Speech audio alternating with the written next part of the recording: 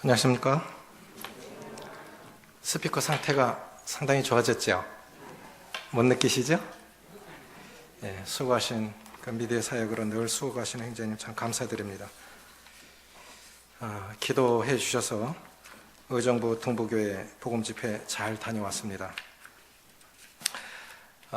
1, 2층은 예배당이고 3, 4층이 사택으로 4가정이 함께 살고 있는데 예쁘게 아담하게 잘 지어놓고 100여 명 이상 이렇게 모이는 것 같아요. 구도자들이 한 11명 이상 온 것 같고, 어느 부처님이 이러시더라고요.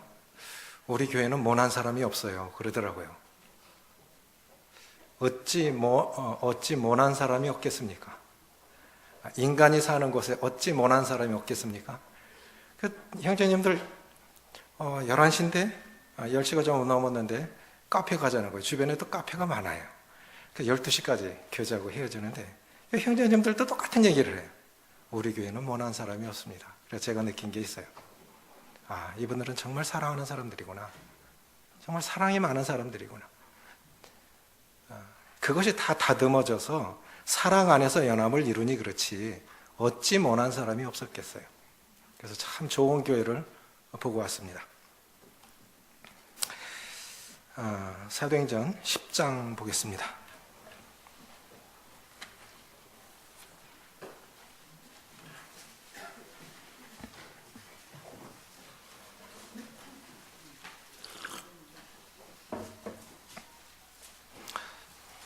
더불어서 이번 주 금요일부터 주일까지 서울 북부교회 복음 집회인데 3시간 복음과 1시간 성도 말씀을 위해서도 계속 기도 부탁드립니다.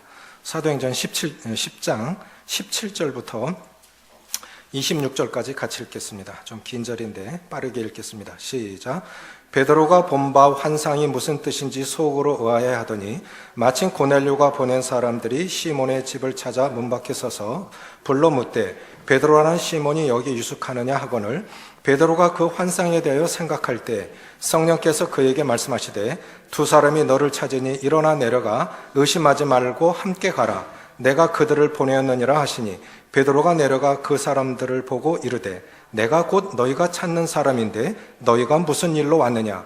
그들이 대답하되 천부장 고넬료는 의인이요 하나님을 경외하는 사람이라. 유대 온 족속이 칭찬하더니 그가 그 거룩한 천사의 지시를 받아 당신을 그 집으로 청하여 말을 들으려 하느니라 한데 베드로가 불러 들여 유숙하게 하니라. 이튿날 일어나 그들과 함께 갈새 요빠에서 온 어떤 형제들도 함께 가니라. 이튿날 가이사랴에 들어가니 고넬료가 그의 친척과 가까운 친구들을 모아 기다리더니 마침 베드로가 들어올 때 고넬료가 맞아 발 앞에 엎드려 절하니 베드로가 일으켜 이르되 일어서라 나도 사람이라 하고. 거기까지만 읽겠습니다. 만들어진 지도자라는 제목으로 말씀을 드리겠습니다. 잠깐만요.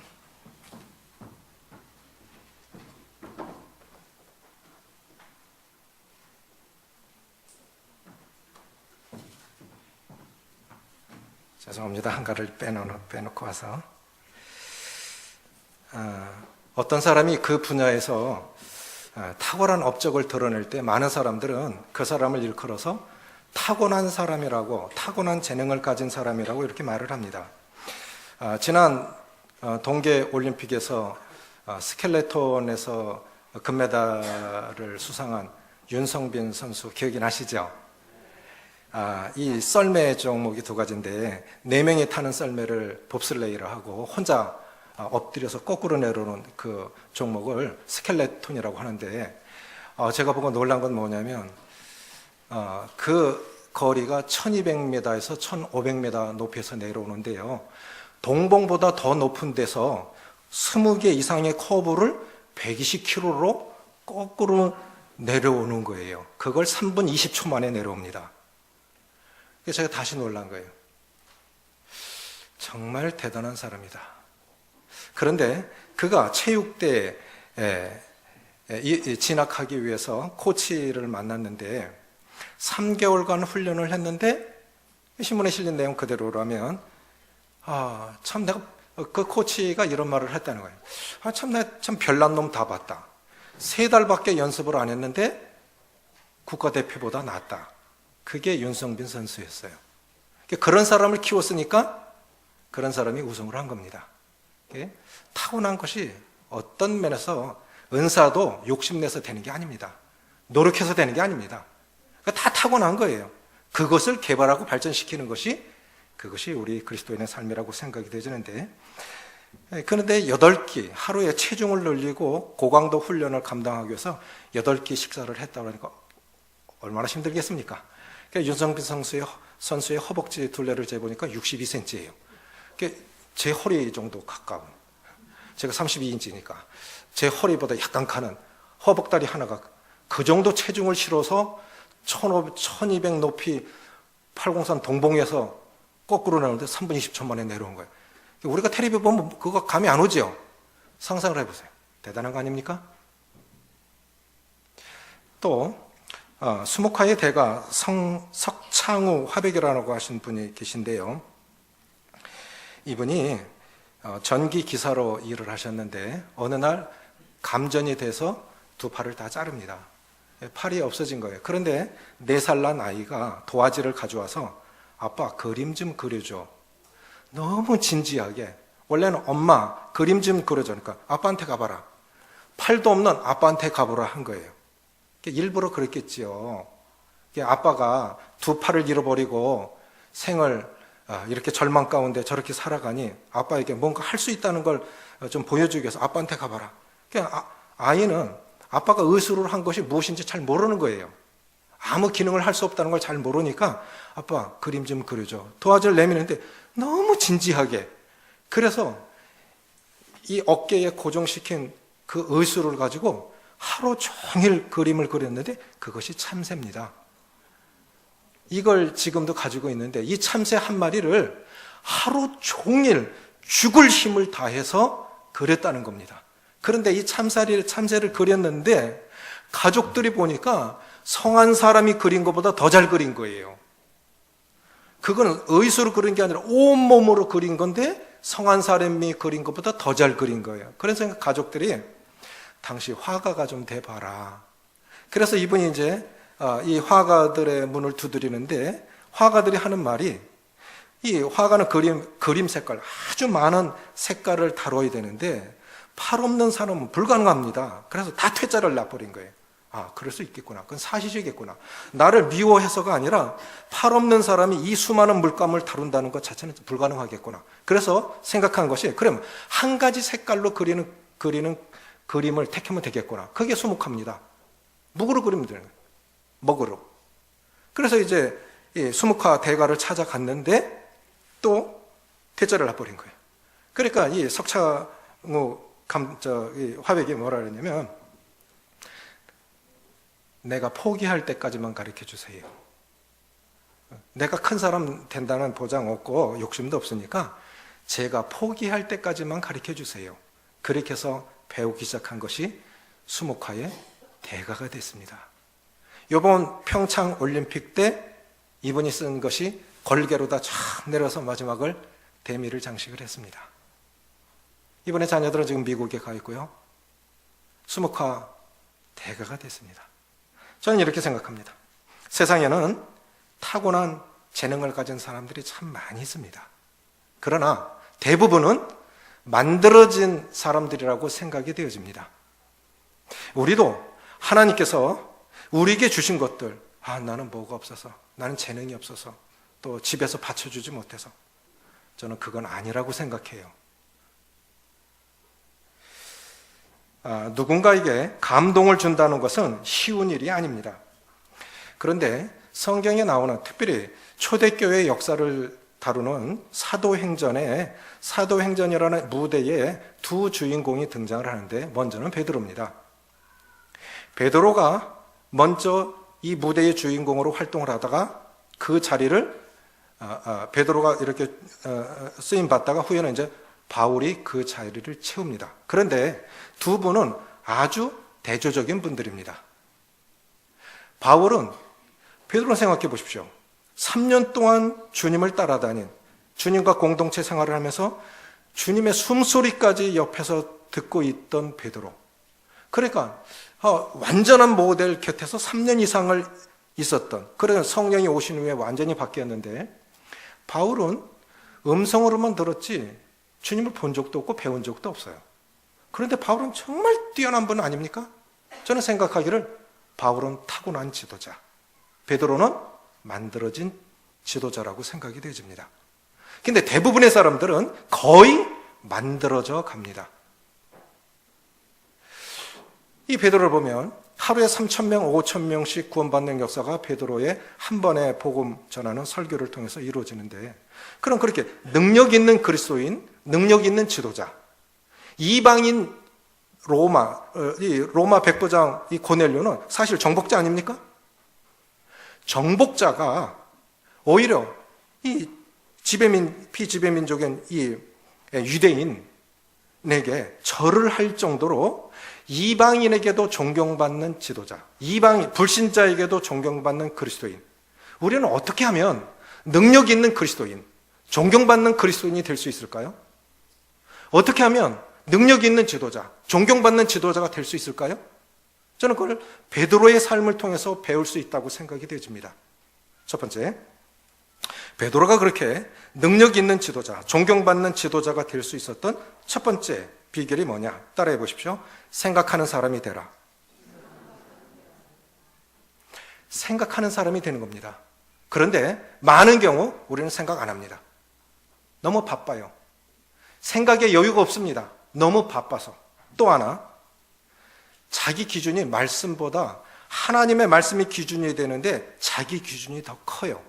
그렇기 때문에 우리 생각을 안 하고 사는데, 복음서에, 최소한 복음서에 나타난 베드로의 성격은 먼저는 일 저질러 놓고 생각하는 사람입니다. 잘 아시죠? 그 성격이고 성향입니다. 먼저는 일 저질러 놓고 그 다음에 생각하는 사람이 베드로입니다. 그런데 여기 보면, 자, 환상 중에 이제 음식을 준비할 동안에 옥상에 올라가서 기도하는데 하늘에서 큰 보재기가 내려오는데 큰 보재기 안에 온갖 부정한 짐승들이 다 들어있는 거예요. 그런데 하늘에서 음성이 나서 이것을 잡아먹으라. 주님, 우리가 유대인을 잘 이해할 필요가 있습니다. 유대인들은 예수님 오시기 전에도 하나님 잘 섬겼던 사람들입니다. 유대인들은 부정한 짐승 안 먹어요. 그러니까 예수님 없어도 그렇게 율법을 지켰던 베드로였는데, 하늘에서 어느 날 기도하는데 환상 중에 보자기 안에 있는 부정한 짐승을 잡아먹으라 했을 때 베드로 못합니다. 저는 지금까지 부정한 짐승 먹어본 적이 없습니다. 그리고 또 올라가요. 또 다시 내려와서 잡아먹으라. 못합니다. 지금까지 이런 거 먹어본 적 없습니다. 성경에서 금하고 있는 거 저는 안 합니다. 올라가요. 또 한 번 내려와요. 잡아먹으라. 그러고 올라가는 거예요. 베드로가 만약에 이 환상이라고 하는 것은 히브리서 1장에 보면 옛적의 선지자들로 여러 부분과 여러 모양으로 말씀하신 하나님이 이 모든 날 마지막에 아들로 우리에게 말씀하셨으니, 성경이 기록되기 전에도 말씀은 있었습니다. 어떻게 전달이 됐을까요? 선지자들을 통해서 여호와께서 가라사대, 그래서 선지자들이 내가 이르노니 이렇게 말하지 않았죠. 선지자들은 보내심을 받은 사람입니다. 그래서 하나님께서 특별한 목적을 위해서 선지자들에게 말씀을 주십니다. 그러면 그 선지자가 백성들에게 선포하는 거예요. 하나님께서 나에게 이렇게 말씀하셨습니다. 여호와께서 가라사대 이렇게 하라. 문자가 없고 기록된 말씀이 없었을 때는 그렇게 전했죠. 그런데 이 환상이라고 하는 것은 초자연적인 사건 아닙니까? 그런데 우리는 두 가지 다를 이해할 필요가 있어요. 누가 꿈에 이렇게 뭐 했는데 그거 개꿈이야. 성경에 없는 건 다 개꿈이야. 그렇게 생각하시면 안 돼요. 때로 하나님이 우리에게 꿈으로도 말씀하십니다. 저도 아주 심각한 꿈을 꾸면 그날은 정말 깊이 생각합니다. 성찬아님이 어느 날 꿈을 꿨어요. 그런데 연못 속에, 물 속에 뱀이 여러 마리가 있더래요. 그런데 그날 그 6가지 일이 다 일어나더라는 거예요. 그것이 선교제에만 일어나는 일이 아닙니다. 때로 하나님께서 필요하실 때는 꿈으로도 환상으로도 그렇게 말씀하실 수 있는 거예요. 또 하나는 우리에게 생각이라는 것을 주셔서 판단할 수 있는 판단과 결정할 수 있는 그런 판단력과 생각을 주셔서 우리에게 하나님의 뜻을 분별할 수 있도록 하셨습니다. 그런데 하나님은 이 두 가지를 다 사용하십니다. 베드로에게 그렇게 하셨습니다. 먼저는 환상을 통해서 보여주신 거예요. 잡아먹어라. 이건 무슨 뜻이냐면 비유가 아니겠습니까? 은유가 아니겠습니까? 유대인들은 이방인들하고 식사도 같이 안 합니다. 개 취급하는 거죠. 하나님 없는 이 저주받은 백성들, 저주받은 사람들. 그런데 그 뜻이 무엇이겠습니까? 하늘에서 내려온 겁니다. 그러니까 그 뜻이 뭐예요? 하나님께서 하나님이 받으신 사람을 내가 왜 못 받느냐? 유대인들은 이방인 못 받아요. 어느 날 보니까 이제 이방인들이 1명, 2명 구원받기 시작합니다. 자, 구원받았으면 성도 아닙니까? 그러면 교회로 영접을 해야 되지 않겠습니까? 유대인들에게 이제 고민이 된 거예요. 한 번도 이방인들과 식사도 함께 하지 않고 함께 인사도 하지 않았는데 말도 한 번 섞어본 적이 없는데 이방인들이 구원을 받은 거예요. 그럼 성도로 영접을 해야 되죠. 그냥 고민이 생긴 거예요. 유대인들에게는. 그런데 먼저 지도자의 마음이 열려야 됐습니다. 그 교회는, 한 교회는 지도자들의 영성 이상일 수가 없어요. 지도자들의 마음이 열리지 않고 지도자들의 비전이 없으면 그 교회 희망 없는 겁니다. 지금 몇 명 있는 거 아무 의미 없어요. 우리나라 지금 OECD 국가 중에 200년 안에 지구상에서 제일 먼저 없어질 나라가 한국이라고 그러죠. 사실이에요. 면 단위로 애 안 낳는 면이 부지기수입니다. 우리는 좀 심각합니다. 주일학교도 그렇지 않습니까? 청년들 결혼 안 해요. 애 안 낳아요. 얼마나 버틸 수 있을까요? 유럽교회 팔려나가는 거? 그걸 왜 우리 눈으로 못 봅니까? 우리 교회 안에서 그게 안 일어나면 계속 이런 재생산이 안 이루어지면 몇 년 뒤에 유럽교회 닮아가는 거예요. 어느 분이 이렇게 말씀하셨어요. 한국교회는 너무 빨리 성장하고 너무 빨리 쇠퇴한다. 속도가 너무 빠른 거예요. 베드로가 생각하기 시작합니다. 전날 같으면 베드로는 개꿈 하고 무시해 버렸을 겁니다. 그런데 베드로는 분명히 복음서에 나타난 베드로가 아닙니다. 베드로는 일 저질러 놓고 생각하는 사람인데 보자기가 내려온 잡아먹으라는 꿈을 꾸고 의아해 하더니 생각을 하는 거 이제 베드로가 의아해 하더니 이 의아해 하더니라는 말이 의심을 품다라는 뜻도 있는데 또 다른 뜻은 뭐냐면요. 깊이 관찰하다라는 뜻을 갖고 있습니다. 깊이 관찰하다. 그래서 우리가 뭔가 교회에서 무슨 일이 일어났다. 누군가 무슨 일이 일어났다. 그 사람을 정죄하고 판단하는 거 그게 아니라 왜 이 일을 허락하셨을까? 왜 이 일을 허락하셨을까? 주님의 교회를 향하신 주님의 뜻이 뭐지? 생각을 해야 됩니다. 왜 이렇게 됐지? 왜 이런 일이 일어났지? 의아해 하더니 의심일 수도 있지만 깊이 관찰하는 거예요. 그리고 또 생각을 하지요. 19절에 베드로가 그 환상에 대해 생각할 때 성령께서 그에게 말씀하시되 두 사람이 너를 찾으니 일어나 내려가 의심하지 말고 함께 가라. 내가 그들을 보내었느니라 하시니. 그래서 능력 있는 그리스도인, 능력 있는 지도자, 존경받는 그리스도인, 존경받는 지도자가 되기 위해서는 먼저는 생각을 하셔야 됩니다. 자, 이 시편의 주제 가운데, 시편의 큰 주제 가운데 하나가 복입니다. 시편 150편까지 있어요. 그런데 첫 장 첫 절에 복 있는 사람은 창세기 1장에서 하나님께서 아담과 하와를 만드시고 복을 주셨어요. 생육하고 번성하여 땅에 충만하라. 그리고 하나님의 복을 주셨는데 우리 인생 복됩니까? 정말 행복합니까? 그럼 행복하지 않다면 왜 그런 것일까요? 언제 가야 우리가 복된 삶을 살 수 있을까요? 내 인생이 왜 행복한 것이 아니죠? 성경은 이렇게 말합니다. 이 복 있는 사람을 하고 대주제를 정한 후에 진정한 복이 뭐냐? 보통은 잘못 갈 때 하나님께서 마련해 주신 그 기준에서 벗어나면요, 나쁜 것에서 더 나쁜 것으로 발전을 해 갑니다. 그게 뭐냐? 복 있는 사람은 악인들의 꾀를 따르지 아니하며 그 꾀가 생각이에요. 생각부터 잘못된 거예요. 복 있는 사람은 악인들의 꾀를 따르지 아니하며 죄인들의 길에 서지 아니하며 오만한 자의 자리에 앉지 아니하고, 나쁜 것에서 점점 더 나쁜 것으로 발전해 가는 것이 하나님의 기준에서 멀어지면 그렇게 됩니다. 그런데 복 있는 사람들은 악인들의 꾀를 따르지 아니하며 했을 때 그 악인이라고 하는 것이 뭐 죄 짓고 칼로 찌르고 돈 뺏고 그런 게 아니에요. 악인들이라고 하는 히브리의 원뜻은 뭐냐면 기준이 없다. 따라해 보십시오. 기준이 없다. 표준이 없다. 이 뜻입니다. 그리고 악인이 뭐냐? 이 성경적인 기준이 없어요. 하나님 말씀에 의한 내 기준으로, 성경을 말하면서도 내 기준으로 말하는 거예요. 내 기준, 하나님 말씀이, 하나님의 기준이 없으니까 복 있는 사람은 악인들의 꾀를 따르지 않으며 그 기준 자체가 없으니까 캐논, 이 기준이 없는 거예요. 그냥 다 자기 잣대로 돼요. 자기 잣대로. 내 기준에서는 이게 맞아. 그러니까 생각이 다 달라. 그것이 굳어지면 그것이 이제 성향이 되는 겁니다. 그 생각이 하나님의 기준으로 바뀌지 않고 계속 놔두면 그것이 이제 성향이 되는 거예요. 그건 나중에 성품으로 굳어집니다. 그렇게 살아가는 거예요, 그 사람은. 그래서 생각이 하나님의 기준이 없으니까, 하나님의 표준이 없으니까 목표가 없어져요. 복 있는 사람들은 악인의 꾀를 따르지 않으며 죄인들의 길에 서지 않으며, 보십시오. 나쁜 것에서 더 나쁜 것으로 발전한다 했죠. 하나님의 표준, 하나님의 기준이 없으니까 죄인이라고 했을 때 그 죄는요, 관역에서 벗어나다라는 뜻입니다.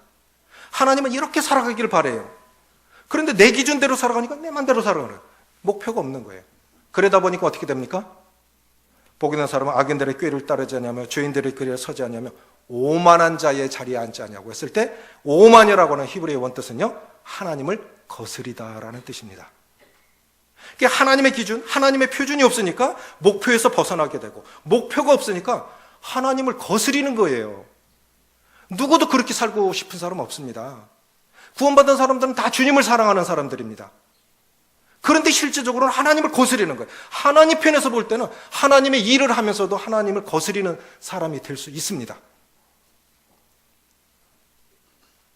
능력 있는 사람, 존경받는 사람이 되려면 생각이 하나님의 기준으로 바뀌어야 됩니다.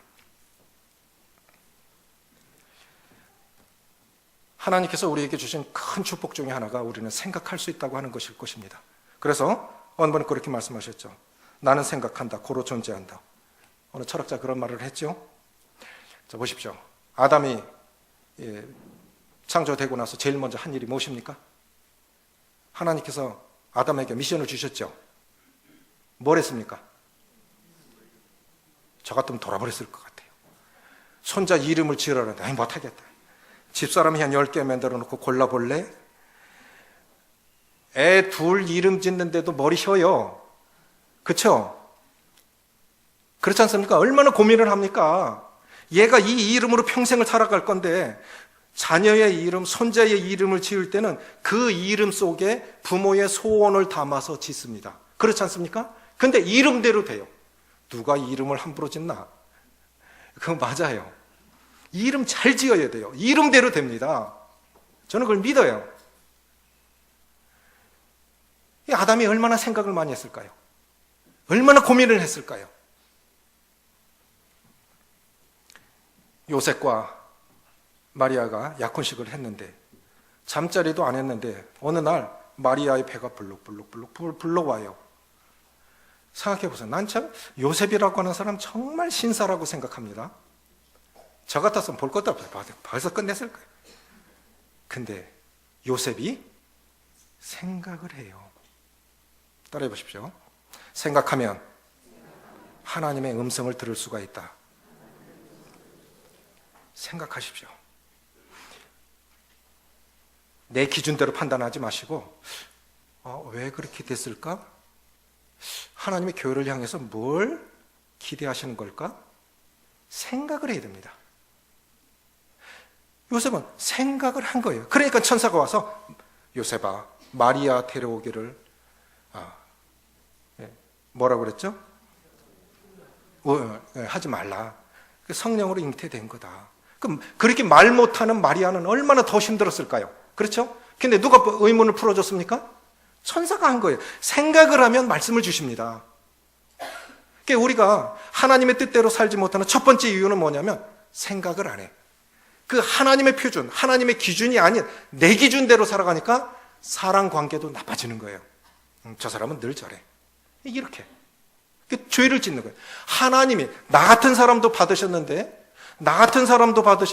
하나님이 받으신 사람을 내가 못 받아. 그건 왜 그런 걸까요? 내 생각이 하나님의 기준대로 돼 있지 않고 내 기준대로 살아가기 때문에, 생각을 안 하기 때문에 그렇습니다. 아람 장군 나아만, 이건 치료받을 사람의 자세가 아닙니다. 병거를 타고 어마어마한 재물을 싣고 와서 나를 고쳐주시오 했는데 이 선지자가 하는 말이 직접 나오는 것도 아니고 사환을 시켜갖고 요단 강물에 가서 7번 씻으라고 그래. 그러니까 아람 장군 뿔났어요. 화가 이빨이 나서. 이스라엘의 정복자가 시리아입니다. 시리아. 그런데 나한테 와서 이렇게 해도 봐줄 건 말 건데 코빼기도 안 비치고 뭐? 저기 가서 7번 씻으라고? 그리고 화가 나갖고 돌아가려고 하니까 신하들이 뭐라고 그럽니까? 장군님, 하나님이 만약에 하나님이 당신을 통해서 큰 기적을 행하신다고 하면 그 기적을 위해서 뭐라도 하지 않겠습니까? 하물며 당신 몸을 고쳐준다는데 왜 못합니까? 정신을 차린 거예요. 그렇지. 난 지금 나으려고 온 거지.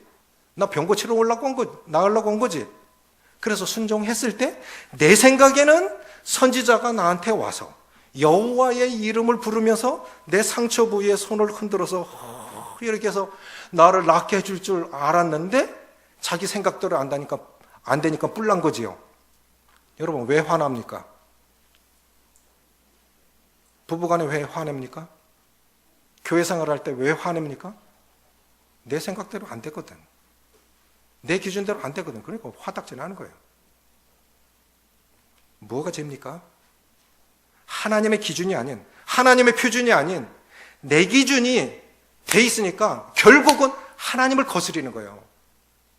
참 위험한 겁니다. 결국은 궁극적으로는 하나님을 거스리는 자가 되는 겁니다. 굉장히 위험한 겁니다. 그리고 또 시편 1편에서 뭘 말씀하시고 계십니까? 악인들은 바람에 나는 겨와 같도다.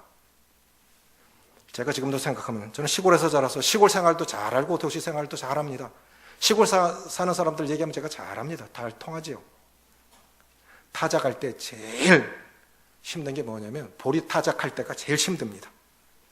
보리 끝에 이 수염이 까칠까칠한 수염이 달려있는데 그것이 어른만큼은 못해도 어쨌든 도로 가면요, 머리카락 여기 박힌 건 저리 가라 해요. 그 보리 타작하면 그 까칠까칠한 콕콕콕 찌르면요, 씻어도 며칠 갑니다. 며칠 콕콕콕 찌른 상처들이. 그게 뭐냐면 결국 악인들의 삶이 옆에 사람들에게 그렇게 폐해를 끼친다는 거예요. 바람에 나는 겨처럼. 그러니까 우리 생각이 하나님의 기준, 하나님의 표준으로 되지 않으면 옆에 사람들 참 곤란하게 만듭니다. 결국 하나님을 거스리는 거예요. 이거 참 위험한 거예요. 우리 그래서 많이 생각해야 됩니다. 정말 능력 있는 사람으로 살고 싶습니까? 내 생애를 통해서 주님이 나를 좀 위대한 사람이 아닐지라도 지금보다 나은 사람으로 나를 사용해 주십시오 라고 기도가 되어지신다면 생각을 바꾸십시오. 하나님의 기준이 되도록. 두 번째는 뭐냐면 결국은 생각이 그 사람을 그렇게 만든 겁니다. 두 번째는 뭐냐면 편견을 극복하라고 하는 겁니다. 28절, 29절 같이 읽습니다. 시작. 이르되 유대인으로서 이방인과 교제하며 가까이 하는 것이 위법인 줄을 너희도 알거니와 하나님께서 내게 지시하사 아무도 속되다 하거나 깨끗하지 않다 하지 말라 하시기로. 베드로가 그런 사람이 아니에요. 근데 왜 지금 이렇게 하고 있는 것입니까? 성령께서 그렇게 말씀하셨어요. 더 이상 이방인하고 이스라엘 여행하시면요, 이스라엘 지구상에 그런 나라가 없어요. 예수님이 태어난 곳이 베들레헴이죠. 도시입니다. 그런데요, 한 10m 정도 되는 철판으로다가 베들레헴 도시 전체를 감옥처럼 판으로 딱 쌓아놨어요. 거기 외국인이든 그 이슬람 사람이든 들어가고 나올 때 검사를 받는데 어떤 때는 하루 넘겨서 보내주는 때도 있고요. 이스라엘 텔아비브 공항에 딱 내리면 검사를 하는데 누군가 타켓으로 탁 집어요. 그러고 완전 까지 속옷까지 다 사람들 다 보는 데서 다 뒤집어 놔 버립니다. 그것도 마음에 안 들으면 데리고 들어가서 옷까지 확 벗겨놓는. 그래도 말 못해요. 이스라엘 구경하려면 하고 말려면 가. 유대인들은 선민의식이라는 건 우리가 상상하는 그 이상입니다. 이런 사람이 지금 이방인을 만나러 온 거예요. 성경에도 금하고 있는 걸 너도 알지. 율법에서 유대인들이 이방인과 함께 하는 것을 율법에서 금하고 있는 걸 당신도 알지요. 그런데 성령께서 그렇게 하지 말라고 해서 내가 왔습니다. 내 생각을 내 뜻을 굽히고 내 생각을 접을 수 있는 그것 말씀 아니면 안 돼요. 우리 생각이 바뀔 수 있는 건 하나님의 말씀이 나를 다스려 주시지 않으면 우리는 절대로 안 바뀌는 사람들입니다. 그렇지 않습니까? 편견을 극복할 수 있는 것. 어느 분이 그런 말씀하셨어요. 이렇게 눈부신, 오늘날 인류가 이런 눈부신 발전을 이루었는데도 불구하고 못 고치는 병이 하나 있다. 그게 뭐냐? 편견이라는 병입니다. 편견이라는 병. 보세요. 여자에 대한 편견. 남자보다 실력이 뛰어나. 그런데도 여자가 뭘 알아? 일단 무시하는 거예요. 노인이 뭘 한다고? 며칠 전 신문이 있는데 늙는 것도 서러운데 참 겁나는 세상이 됐다. 이 올레길, 사람만 걸을 수 있는 전용길에 학생들이 자전거를 타고 50km, 60km 달리니까 노인들 겁이 나는 거예요. 그러니까 고등학생 무서워서 말도 못하고 돌아섰다. 일본에서는 칼부림이 나서 죽었어요. 올레길에서 자전거 타고 갈 때 그냥 비켜주세요. 잘못하면 칼 맞아요.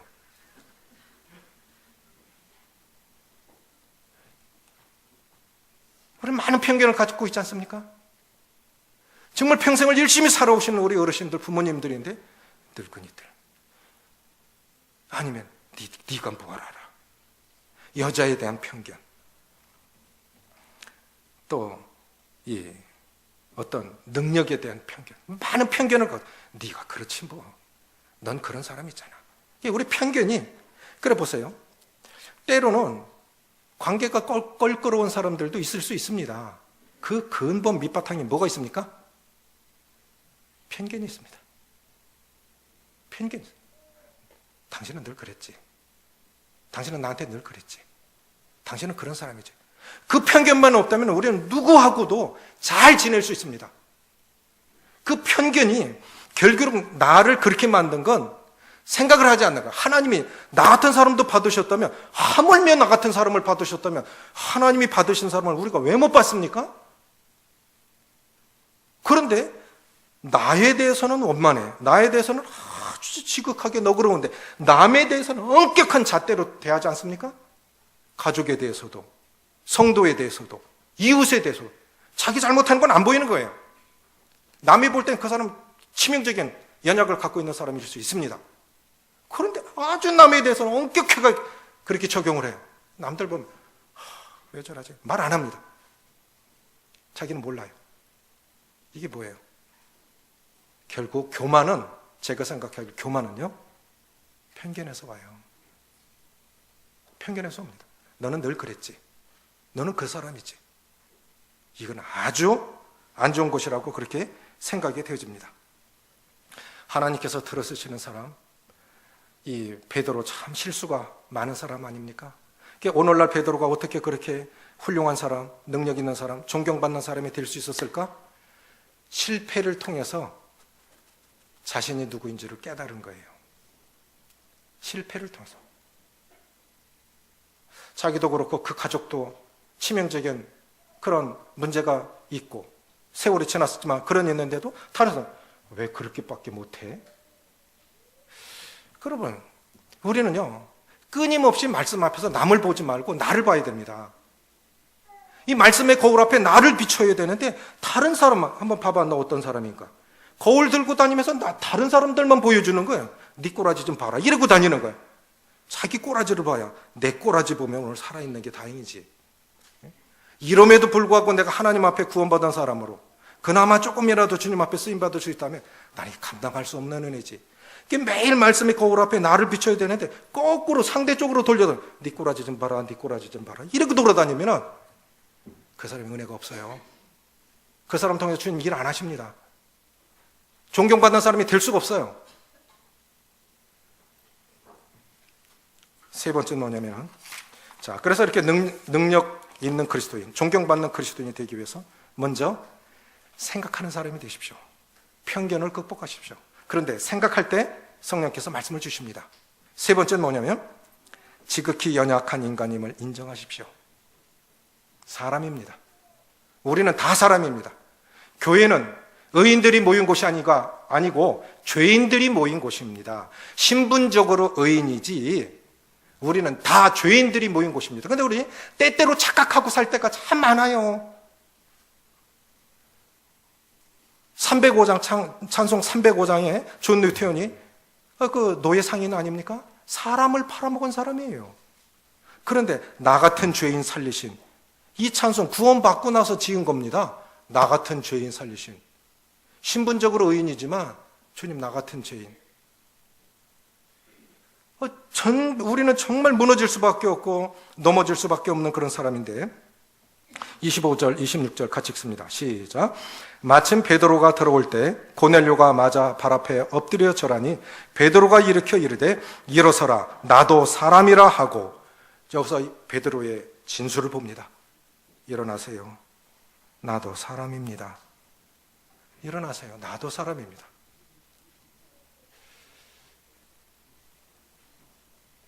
히브리인들이, 유대인들은 사람이라는 단어와 아담이라는 단어를 동의어로 사용한답니다.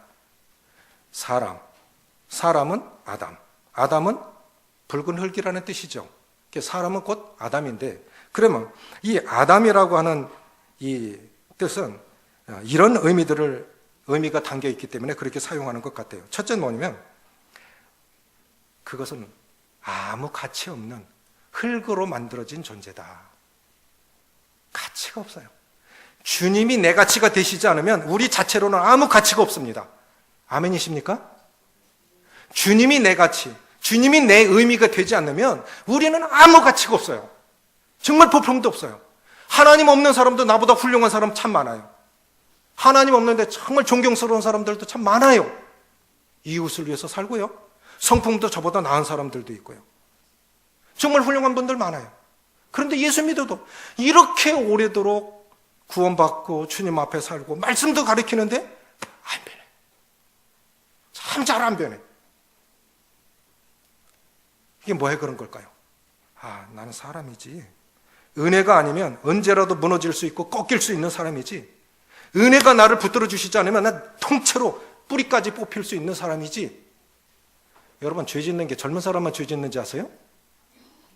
70대도 이혼할 수 있습니다. 80 넘은 사람도 자살할 수 있고요. 대통령도 자살할 수 있고요. 장담하지 마십시오. 신앙 장담하지 마십시오.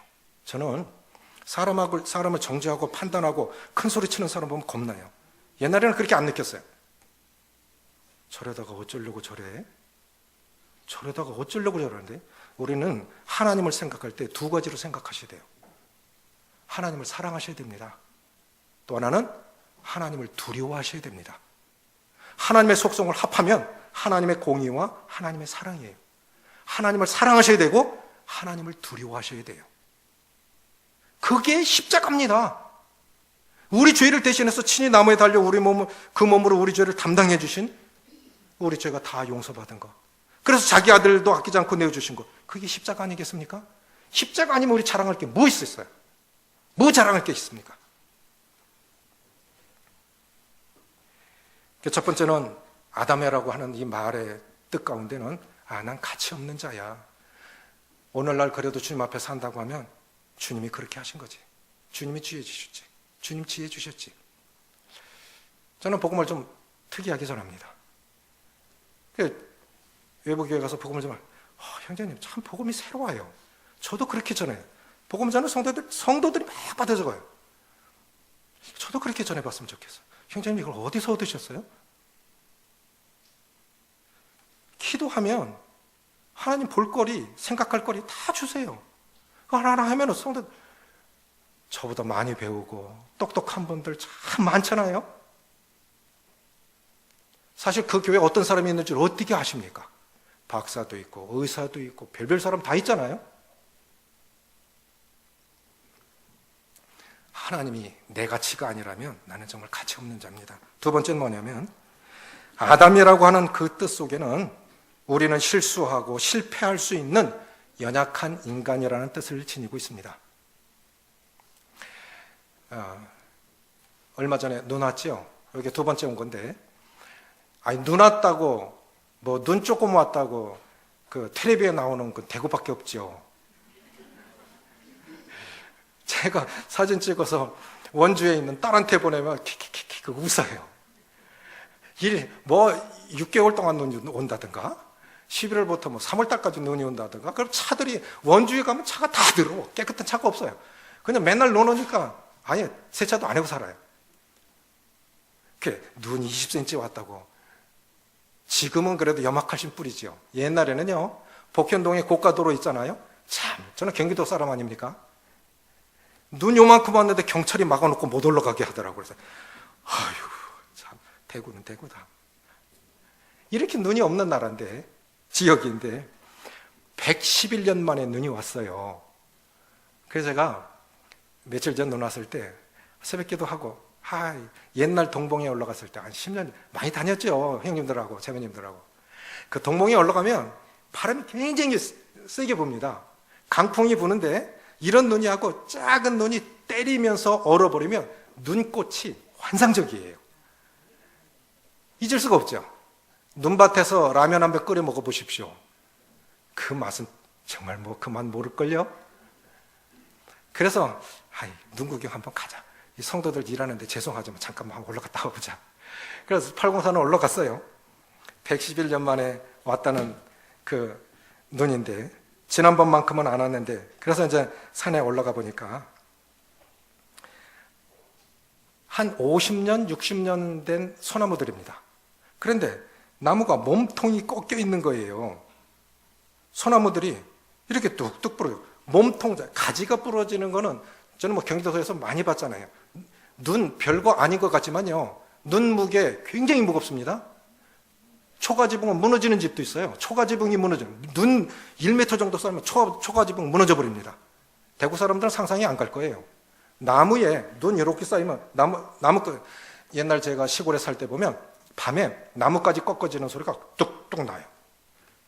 그 무게를 못 이겨가지고 그렇게 가지가 꺾이는 겁니다. 그게 몸통이 이렇게 뚝뚝 부러지고, 거기 한 여자 있지요. 이 사람하고 같이 갔습니다. 그런데 그 위에 소나무 하나 비스듬히 있죠? 소나무가 나무가 똑바로 서 있지 않으면 문제가 있는 거예요. 그것도 꺾어진 겁니다. 그런데 조금 더 가니까 이렇게, 요 나무는 제가 보기엔 한 70년, 80년 된 것 같은데 소나무 에이지병이라고 하는 솔잎 혹파리가 갉아먹었어요. 그리고 조금 더 가보니까 나무들이 뚝뚝 부러져 있고 뿌리채 뽑힌 소나무를 봤습니다.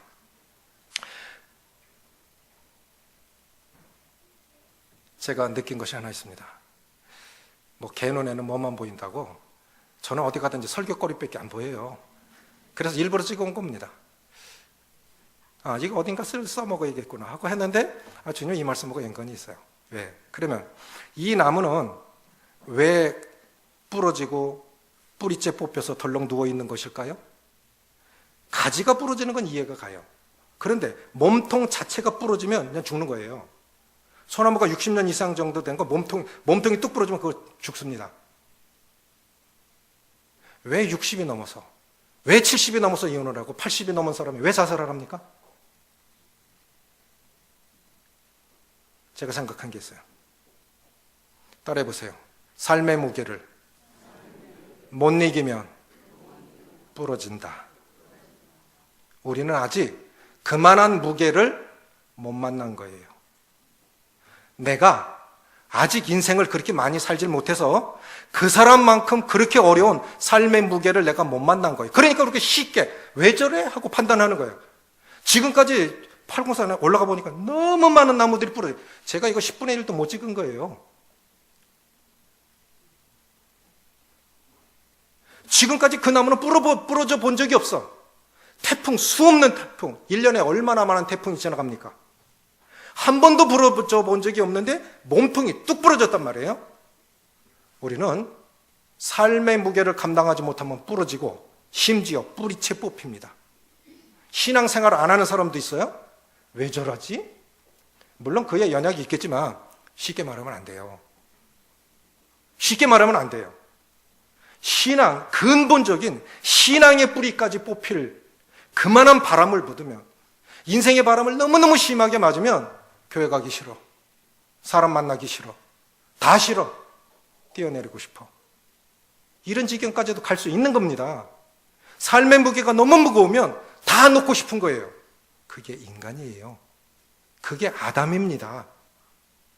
그러니까 베드로를 하나님께서 그렇게 크게 들어쓰신 건 베드로가 그걸 알았다는 거예요. 사랑하는 주님을 모른다고 3번이나 부인을 했어요. 누구든 다 실수할 수 있어. 누구든 실패할 수 있어. 난 동정할 수 있어. 난 강한 사람 아니야. 누구도 강한 사람 아니야. 누구든지 그런즉 선줄로 생각하는 자는 넘어질까 조심하라. 그래서요, 오늘 내가 그나마 그래도 주님 앞에 살아가십니까? 감사하십시오. 그리고 어려움을 당해 가지 부러지고 간증이 부러지고 의욕을 잃고 어려워하는 성도들이 있습니까? 동정하십시오. 참 힘들겠다. 힘들겠다. 내가 저런 삶의 무게를 당하면 나 감당할 수 있을까? 이해하시고 동정하시고, 그럴 때 하나님이 그 사람을 들어 쓰시는 겁니다. 그런 교회, 은혜, 그런 은혜가 임한 교회에 하나님이 영혼도를 더하시고, 그랬을 때 하나님께 존경을 받는 거예요. 존경은 강요해서 되는 게 아닙니다. 존경은 마음에서 우러나는 감동이 일어나기 전까지는 누구도 존경하지 않습니다. 그게 부모일지라도 자녀들이 볼 때 마음에서 우러나오는, 우리 아버지 많이 배우지 못했어. 우리 어머니도, 또 우리 지도자들도. 그렇지만 주님을 참 사랑.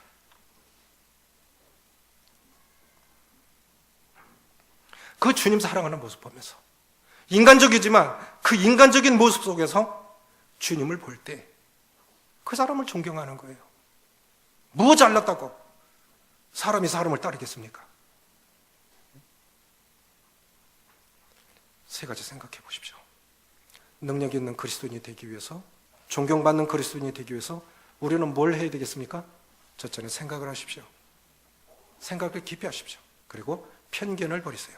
그리고 하나님의 은혜가 아니라면 한순간도 지탱할 수 없는 연약한 자라는 사실을 항상 잊지 마십시오. 교만하면 부러집니다. 교만하면 망합니다. 교만하면 하나님이 대적하십니다. 하나님이 교만한 자를 대적하시되 겸손한 자에게는 은혜를 주시느니라. 그래서 특별히 지도자들이 겸손해야 돼. 왕이 교만하니까 나라가 망합니다. 이 나라 지도자들도 정말 겸손하고 하나님이 지혜를 주시기를 대통령과 위정자들을 위해서도 기도해 주시고, 우리 교회 사역자와 장로님들을 위해서도 기도해 주시고, 우리 부모님들을 위해서도 기도해 주셔서, 그리고 우리 자신들을 위해서도 기도해 주셔서 정말 우리 가정이 복된 가정, 우리 교회가 은혜가 넘치는 교회, 그래서 이 땅 이 민족이 정말 하나님의 복된 삶을 살고 은혜가 넘치는 그런 축복된 나라가 되시기를 바랍니다. 기도하시겠습니다. 주님을 찬양을 드립니다. 우리가 어떤 자였습니까? 기가 막힌 웅덩이에서 건져주신 주님 자주 잊어버리고, 말씀이 하나님이 기준이 되지 않고 표준이 되지 않으면 우리는 하나님의 목표에서 쉽게 벗어나서 그렇게 사랑하는 주님을 거스리는 자들도 될 수 있음을 깨닫게 되었고, 베드로 실수가 많은 사람이었고 먼저 일 저질러 놓고 생각하는 사람이었지만 성령 오신 이후에 그가 참 놀라운 변화를 받고 이렇게 자기 살아온 삶에 전혀 이해가 가지 않는 그런 환상 속에서도 생각하게 되고, 생각하니 성령께서 말씀을 주시고, 주신 말씀에 순종했을 때 고넬료 가족과 친구와 이웃들이 구원받는 놀라운 은혜를 체험하는 이 사실을 바라보면서 하나님은 이 사람 저 사람 다 사랑하시고, 나도 받으신 사람은 그분도 사랑하시고 그분도 받으셨는데, 생각이 하나님의 기준으로 바뀌고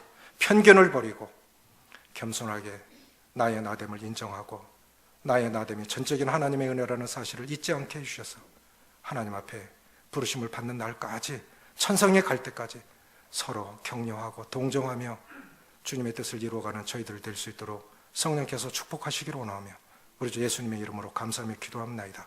아멘.